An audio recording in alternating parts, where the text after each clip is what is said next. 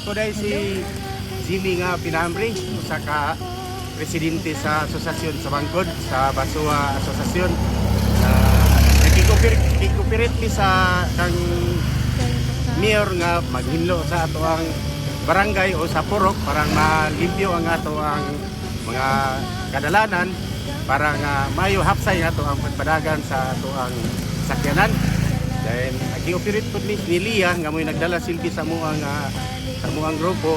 Kung napasalamat po mi sa kang mayor nga natagaan mi ani nga programa karon nga.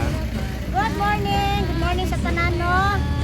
Nami karon dire nag-clean up drive na pud mi. Kada semana, kada Sabado mi mag-clean up drive diri sa barangay Bangkod. So amo ang area karon is gikan sa Puro 4 paingon din sa Canada, Sawaga ni siya, din sa tulay sa Sawaga.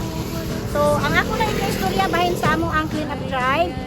Sada gid kay ni siya, makaaghat gid ni siya sa mga tawo. So, among gibuhat na ay naglampas, na ay nang mulot to mga silupin, plastic. So, limpyo ang area.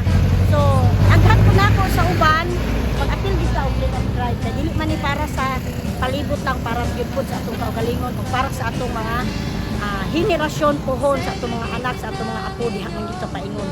So, apil gid ta ani para sa kalimpyo hapsay sa atong tibuok palibot. Sa Katamalay-balay.